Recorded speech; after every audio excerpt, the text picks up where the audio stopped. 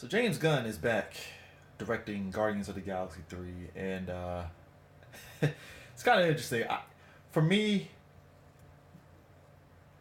I'm not entirely shocked, and here's why. So long story short, I think it might have been last year or the year before. James Gunn had gotten fired.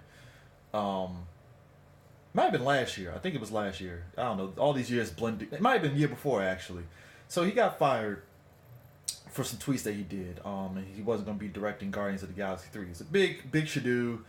A lot of the cast members had his back and stuff. Batista mainly, and Batista was really kind of like, this is bullshit and all that stuff. And it's understandable because this is somebody that you work with, and it just sucks the circumstances around it. So here's the quick backstory of it. So essentially, uh, this is like a couple of years before he got tapped for Guardians of the Galaxy, the first one, the very first movie.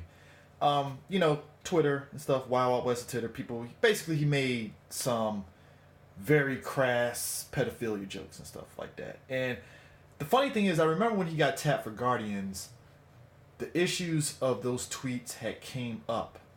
And I remember and a lot of people brought it up and stuff, and he apologized. And I remember he apologized and made note that, hey, I made those jokes. I'm very sorry for that. That's not me.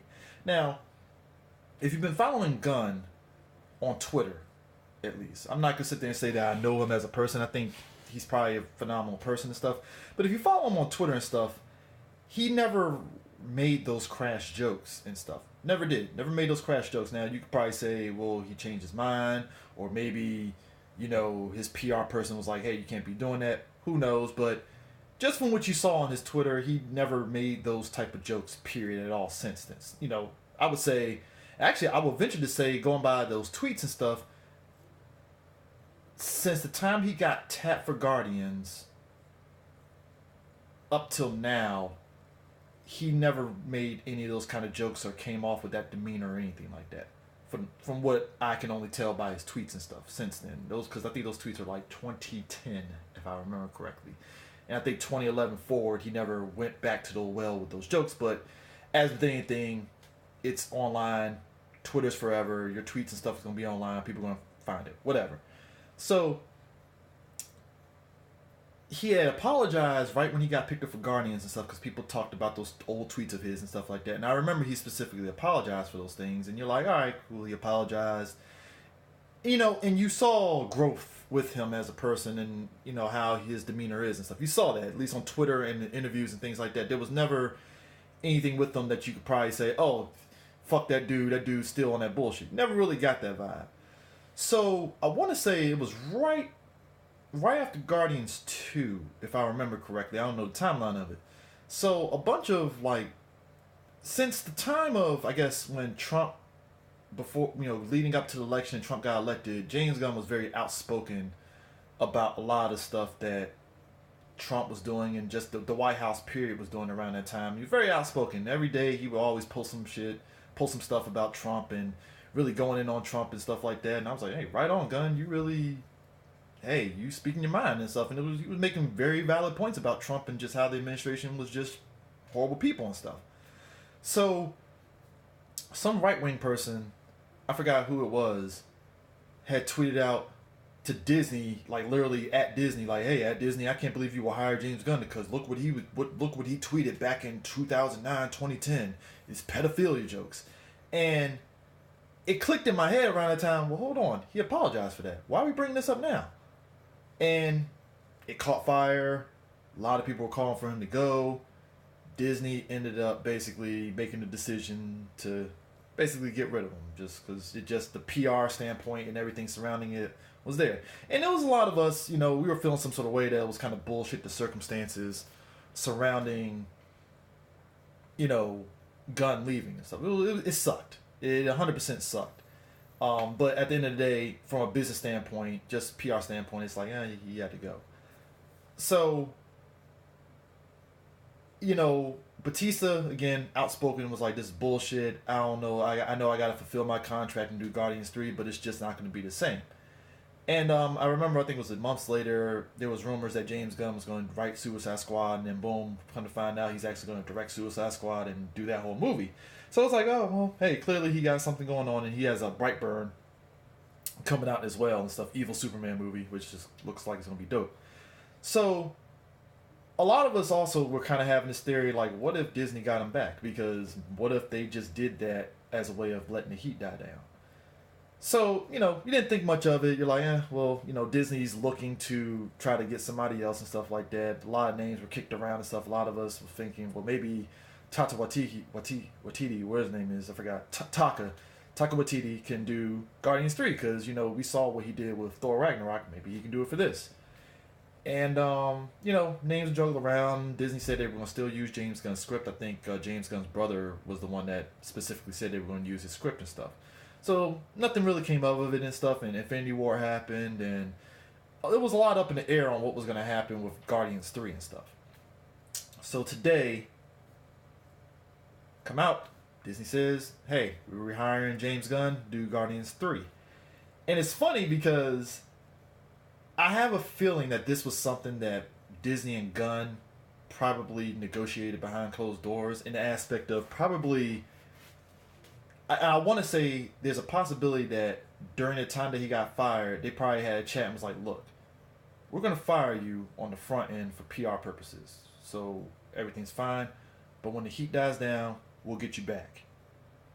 And you figure that, and that makes the most logical sense just because if you look at the circumstances of what everybody was really giving shit for Gunn, and you saw the fact that he wasn't that type of person, and he apologized twice over about that, and he stepped gracefully down from that and stuff.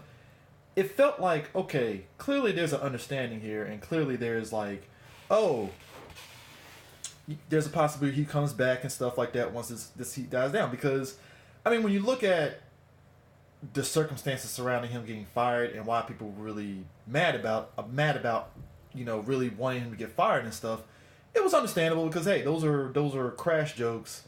You should never make those kind of fucked up jokes and stuff like that. You understand that it's 100% cool. I get that, but you also look at the circumstances on who it was that sat there and brought it up.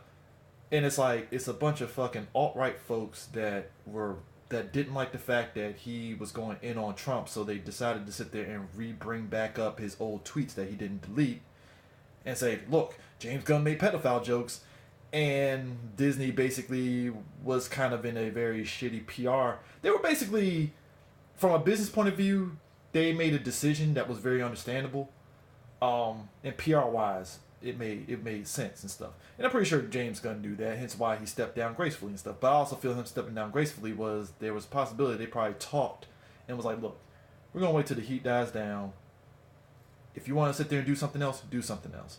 So it's amazing that he has Brightburn, he has Suicide Squad, and then now he's going to do Guardians 3. Now, this doesn't screw up the scheduling for Guardians or for Suicide Squad, because basically what's going to happen is Suicide Squad 2 is going to come out first, and then Guardians afterwards. So Suicide Squad is the priority in terms of him getting that taken care of, but Guardians 3 is going to come. So, yeah, this is definitely interesting.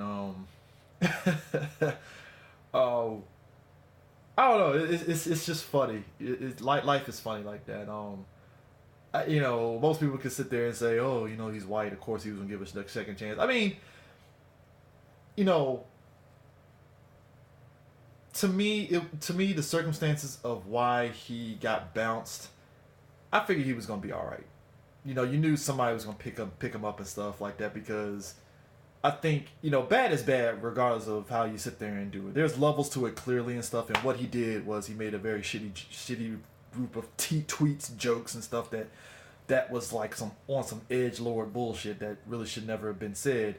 But, it is what it is. He didn't delete those tweets. He left them up, and hey, Twitter's for, the internet is forever. So whatever you put out on the internet is going to obviously be screenshot and, whatever.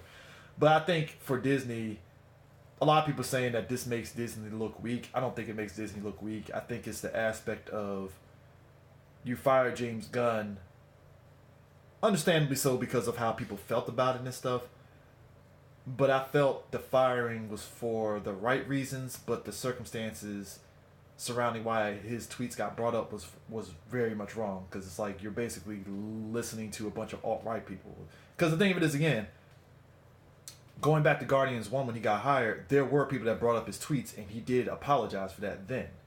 So it's kind of like if you can't sit there and see that a person has progressed and isn't that same type of person. Now, whether I know him personally or not is whatever, but just what you see, observe on the front end, you just take it for what it is. But this is definitely interesting. It kind of brings up that whole thing with Batista, like "give me what I want" and stuff. Is that whole thing is just fucking hilarious to me. But yeah, man, James Gunn, he's coming back for Guardians 3, so hey, the Guardians fan base can be excited and happy and cool and awesome about it and stuff. But yeah, that's just my little thoughts about it and stuff.